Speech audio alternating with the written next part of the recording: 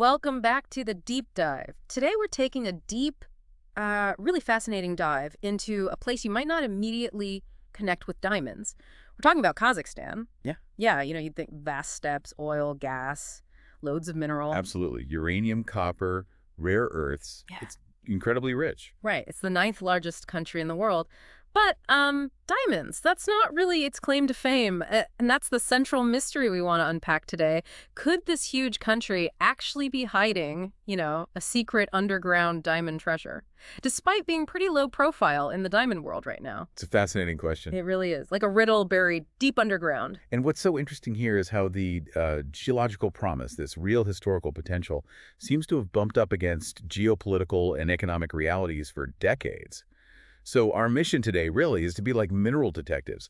We'll piece together the geological clues that kind of scream diamonds, and then try to understand the economic choices, the political currents that kept this potential, well, under wraps. We'll also look at those little glimmers of hope that are popping up now and what the future might actually hold. It's really a story of opportunity meeting a pretty complex landscape. Okay, so mineral detectives. I like that. Let's start with the basics, the geology. Where do diamonds actually hide? How does Mother Earth give us clues? Because as you probably know, diamonds don't just pop up anywhere. They need very specific, very ancient conditions. Exactly. And Kazakhstan is positioned, geologically speaking, in a really interesting spot. It's basically at the intersection of several ancient tectonic plates. And crucially, this includes the Siberian and Tian Shan cratons. Right, cratons, those super old, stable parts of the Earth's crust, the deep roots of continents. That's them. And their presence, especially where they intersect like they do in Kazakhstan, well, it significantly increases the odds for finding those diamond-bearing rocks we call kimberlite pipes. And this is where it gets really compelling geologically. Right. Geologists have speculated for a long time that Kazakhstan shares some pretty significant geological features with Yakutia in Russia. Yakutia. Okay, that's huge. Isn't that one of the world's absolute richest diamond areas? Precisely. So if you connect those dots, the geology alone just screams potential. Wow. Okay, so the geology points towards diamonds. But you mentioned earlier discoveries back in the late Soviet era, and then again, what, early 2000s? That's right. Kimberlite fields were actually discovered up in northern Kazakhstan, near Kostane and Pavlodar specifically. So they found kimberlites, the right kind of rock. They did. These discoveries showed, real geological promise. But And they never turned into actual mines. exactly, never translated into full-scale mining. So what stopped it? Was it that the diamonds weren't good enough? Too small, maybe? Too hard to get out? Or is it something else? Economics? Politics? Well, that's really the core question, isn't it? From what we understand, it wasn't necessarily about the quality back then. It was much more about strategic choices. Since Kazakhstan became independent in '91, it really poured its resources, both money and effort, into developing its oil and gas exports.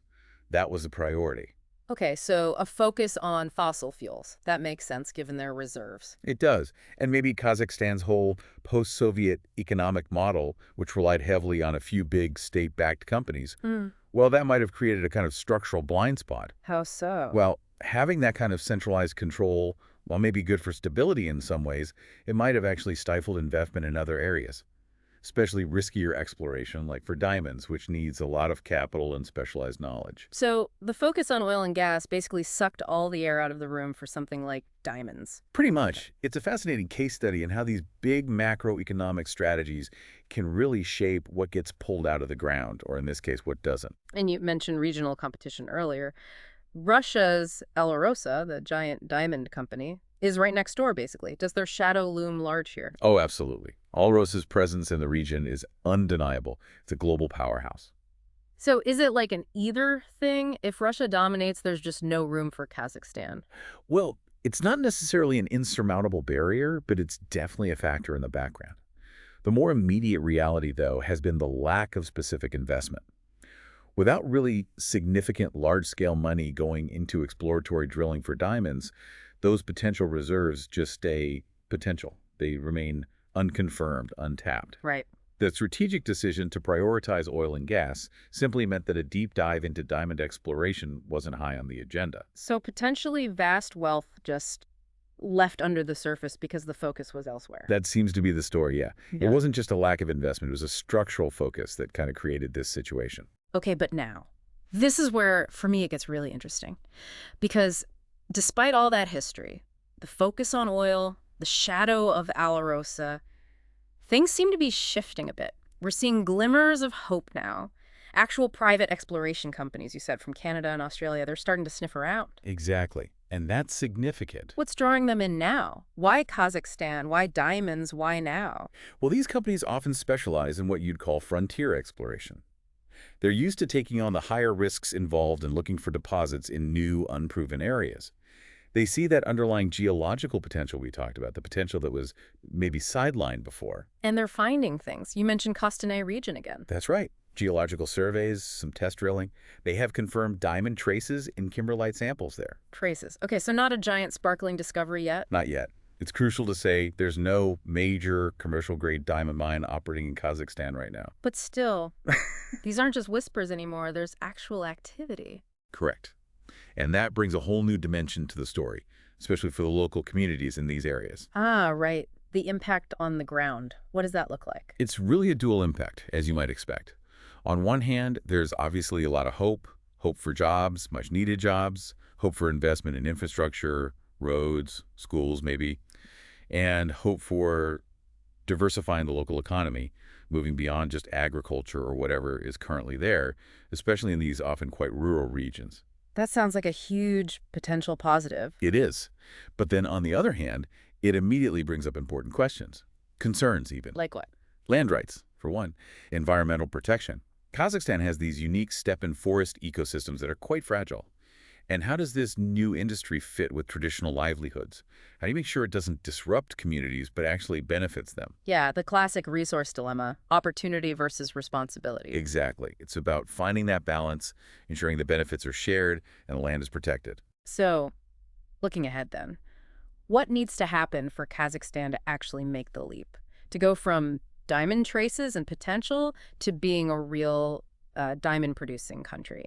Or will it just stay a geological whisper? Well, several things really need to fall into place. First, and maybe most obviously, much more detailed geological work. More drilling. Yes, more in-depth exploration, more sample drilling. You have to move beyond finding traces to actually confirming economically viable deposits, deposits that are rich enough and large enough to justify the huge cost of building and running a mine. Makes sense. What else? Second, attracting the right kind of investment and partners. Foreign investment, yes, but specifically finding international companies that have deep, practical experience in diamond mining itself. Because Kazakhstan doesn't have that homegrown industry right now. Precisely. Yeah. So bringing in that external expertise is really key. Third, and this is critical, robust environmental oversight.